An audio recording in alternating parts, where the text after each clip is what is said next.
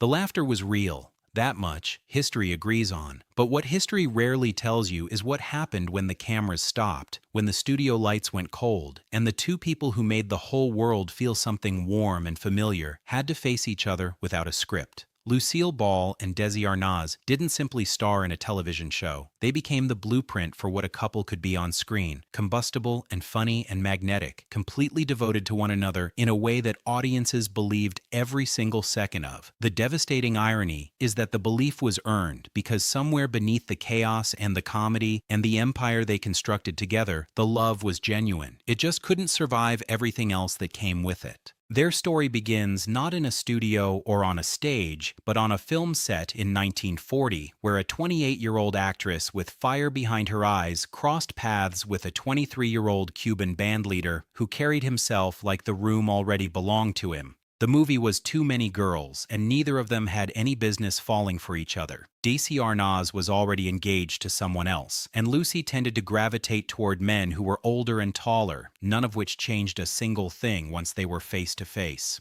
The chemistry arrived without asking permission, and within 6 months of meeting, they had eloped. November 1940. No grand ceremony, no formal announcement, just two people who felt certain enough to make it official before the doubt had a chance to catch up with them. Certainty, as it turned out, doesn't solve logistics. Almost immediately after the wedding, the careers they were each committed to began pulling them in opposite directions, with Desi touring relentlessly with his band through nightclubs coast to coast, while Lucy's work kept her anchored in California with call times that put her at the studio before most of America had opened its eyes. The gaps that opened up between them in those long stretches apart were wide enough for jealousy to move right in, and when Lucy discovered early on that Desi had spent time with a former lover during one of his tours, the confrontation that followed revealed something important about the nature of their relationship. Whatever they felt loudly and completely, for better and for worse. And quiet was never something either of them managed for long. Lucy wanted a family to anchor the marriage to something solid, but that path proved far more painful than she had anticipated. Multiple miscarriages in those early years added a private grief to an already strained partnership, and the man she had married, charming and magnetic as he was, had become deeply difficult to hold on to. His drinking was growing beyond a social habit, and the stories about his behavior while on the road had reached Hollywood ears. By 1944, Lucy had exhausted her patience, filing for divorce and convinced that the damage from Desi's infidelity and alcohol was beyond repair. And then, somehow, they came back to each other, not because the problems had disappeared, but because the pull between them outlasted their ability to walk away permanently. What followed that reconciliation reshaped the television industry in ways nobody had mapped out in advance. Lucy's radio program, My Favorite Husband, had reminded the entertainment world of something it had been slow to recognize, that she wasn't merely a talented actress, but genuinely, effortlessly funny in a way that couldn't be manufactured. CBS saw the potential in moving the show to television, and Lucy agreed on one condition the network hadn't anticipated. Desi would play her husband. The executives pushed back, not about talent, but about image, arguing that pairing Lucille Ball with a Cuban-born bandleader with an accent might confuse or alienate viewers. The assumption was both insulting and wrong, and rather than fight it in boardrooms, Lucy and Desi took the proof directly to the public. They built a touring vaudeville act, packed theaters across the country through the summer of 1950, and watched night after night as audiences laughed and cheered and responded to them exactly the way they had always believed people would. Before they even approached the network with the television deal, they had done something quietly shrewd, merging their first names into a single word and forming their own production company, Desi Lu, both a brand and a declaration, two people choosing to build something together rather than wait for the industry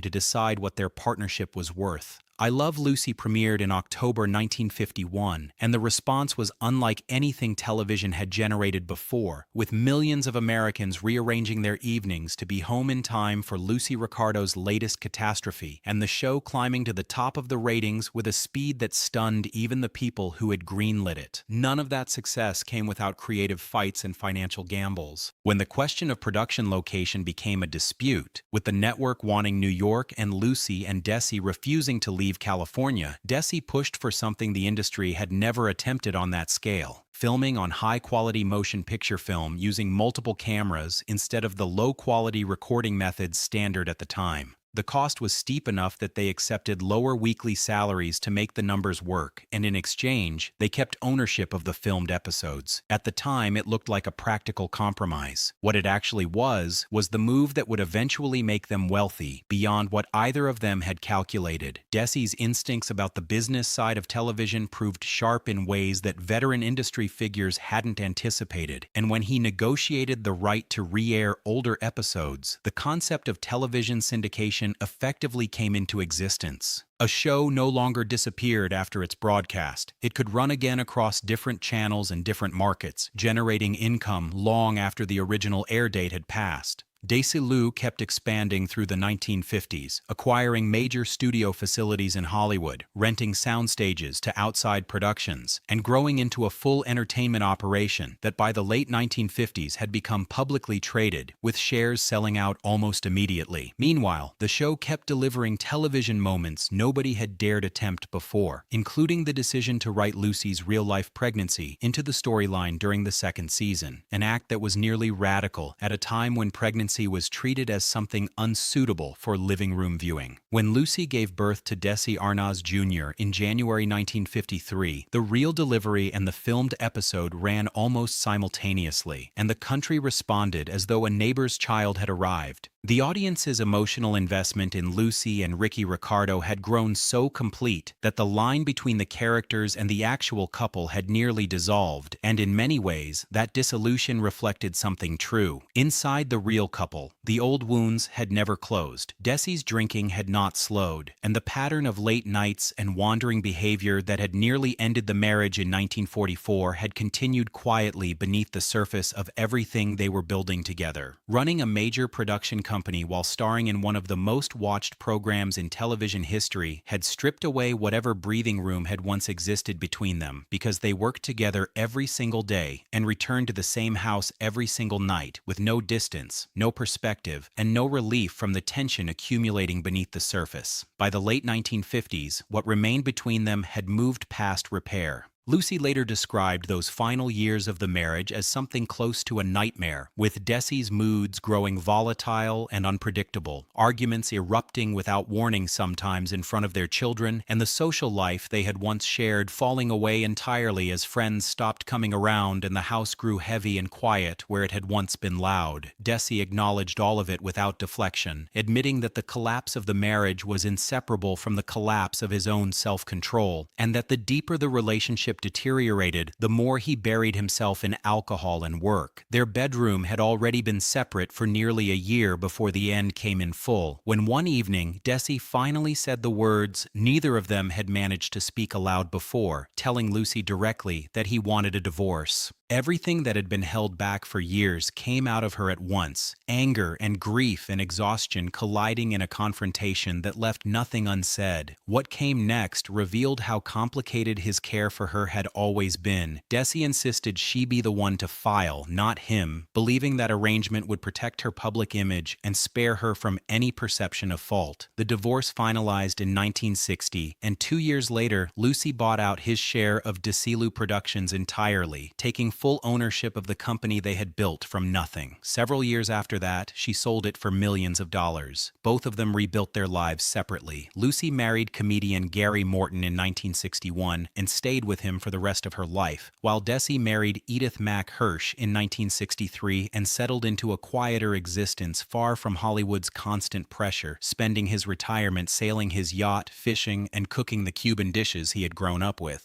His health, which had been betraying him long before retirement through knee injuries sustained in his youth and a violent accident in Baja California, where a collapsing floor left him impaled by a tree stump and requiring emergency surgery, kept declining through the years that followed. Intestinal problems and diverticulitis brought him into hospitals repeatedly, and after his second wife died in 1985, his children pushed him to finally seek treatment for the addiction that had shadowed his entire adult life. Their son, Desi Arnaz Jr., was navigating battles of his own during those years, having struggled with drugs and alcohol in patterns that echoed his father's darkest periods, and Lucy refused to turn away from him, supporting him through the recovery process with the same determined loyalty she had always carried into the hardest moments. Lung cancer arrived in 1986, and that's when Lucy came back into Desi's world once more. She visited him in the hospital, and the two of them sat together watching old recordings of I Love Lucy, their younger selves laughing through a world that no longer existed but somehow still felt close. 2 days before his death, their daughter arranged one final phone call. Desi was too weak to hold much of a conversation, but Lucy's voice came through the line and she told him she loved him, again and again, the way you say something when you want to be certain it lands before the line goes quiet.